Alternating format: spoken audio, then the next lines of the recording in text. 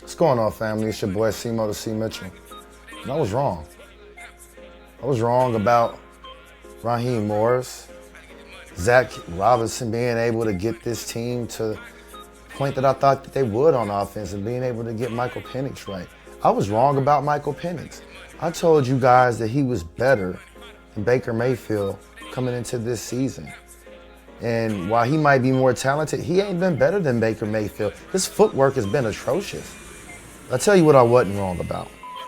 Jaylen Walker, Pearce Jr, Xavier Watts, Divine Diablo, a huge signing, a godsend for us. Zach Harrison, Ruke, Brandon Dorless. Those three guys right there have been huge, paid dividends for us. They've been like the answer to our defensive tackle and edge versatility in that 3-4 defense that you want out of a big end, but you also want a guy that can bump down in sub packages on pass rushing downs, and those guys have been huge in that department for me. I mean, let's just look at the stats right now. Jaylen Walker and Pearce Jr, both 5 sacks apiece. Then if you go over here, you look at forced fumbles. 2 forced fumbles for Jaylen Walker, 1 for Pearce Jr. These guys have played in the backfield on the opposite side of the line of scrimmage. Jaylen Walker with 4 tackles for loss, Pearce Jr. with 5 tackles for loss. These guys have been absolutely disruptive. Pearce Jr. always around the football. He's got him a fumble recovery so far. Passes deflected. Both of these guys. A pass deflected apiece at the line of scrimmage. Solo tackles. Jaylen Walker has 31 so far. He also has had a pretty high PFF grade over the last few weeks as well. Both as a pass rusher and against the run. So overall, he's been like maybe, an 82 over the last few games? That's huge out of your first round draft pick. He played in 10 games and he started 6 games for us so far. Pearce Jr. has also started 3 games for us so far. Check the stats again. Brandon Dorless leads the team in sacks right now. Zach Harrison's been huge for us. He's been out a few games. He only played 7, but he's got 4.5 for us. Ruke got 2.5. He's set up quite nicely to take over whenever David Onyemata's contract is completely. Billy Bowman's been really good for us. Now, he's got an Achilles heel injury, but moving forward next year, I like our chances once he comes back, and I believe we're going to shore up that spot even more as well with getting some other people in the draft or free agency.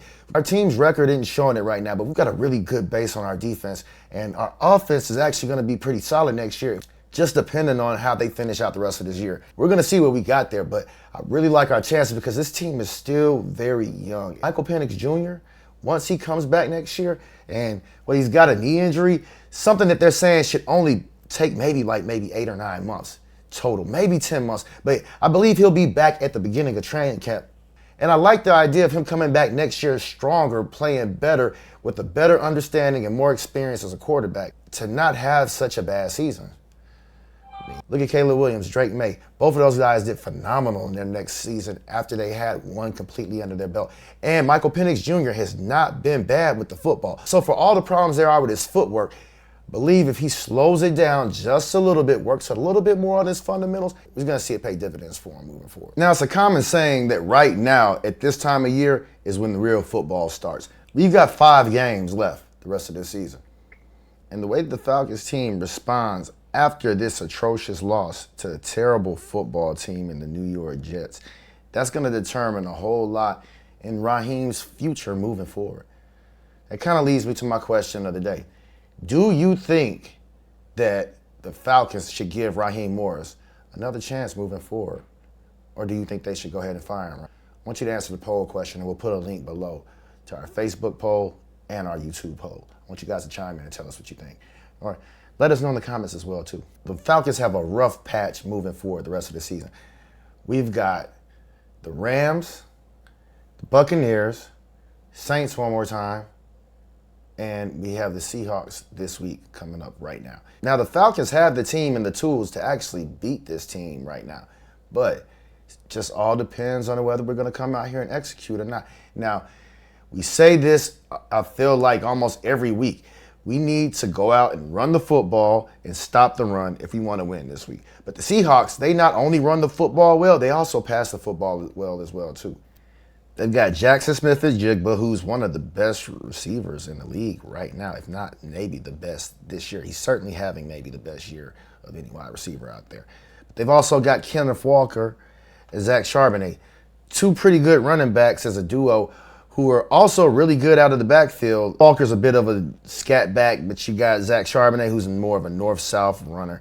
And then on defense, you got Ernest Jones out there, who's just a tackling machine. Also, they're not too bad on their pass rush either. Byron Murphy gives you problems. Leonard with Marcus Lawrence out there. Seahawks got some ballers out there, man. They're real good defensively, and they're a very well-coached team. The one place that you're going to exploit them is if you go out there and you just run the ball at them and you try to get after their quarterback and make them have to throw the ball. Sam Darnold has been having a pretty solid year, but he's not just really a world beater. He's not that great. We can actually put him under pressure. We've played better quarterbacks this year. I think that I like our chances tremendously.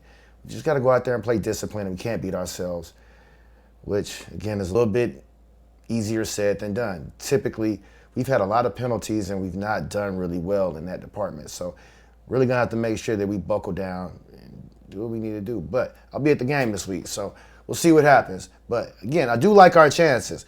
We just got to go out there and play our brand of football, which we haven't been doing all the time. The next few weeks are going to really tell us if these guys are going to be able to save their job. I think that Raheem probably is going to get another chance. At this moment, I want to see Zac Robinson gone, but I don't know who's going to be available. So we'll keep our eyes open about that, and we'll see what's going to happen. But if you look at the injury report for this game, we've got some inactives already.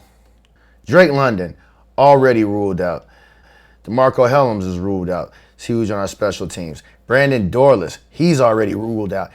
He's been a key cog in our defensive front seven and just all up and down our defensive line against the run and against the pass, but especially on the pass rush. He leads our team in sacks so far right now this year. David Onyemata, he hadn't practiced the first 2 days of this week. He's a limited participant on Friday, so he's questionable as of right now. Lindstrom, limited participant the last 2 days of practice this weekend. We've been missing him a couple of weeks already, so it'd be great if we can get him back, but he's questionable as of right now.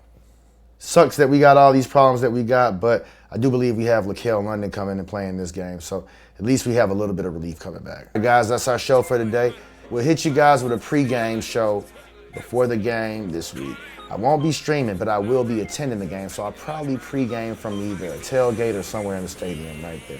And be sure to answer the poll question. And let us know in the comments whether you think Raheem deserves another chance or not at his job. C. Mitchell for Point Game Official. Checking out Falcons Bird Bath.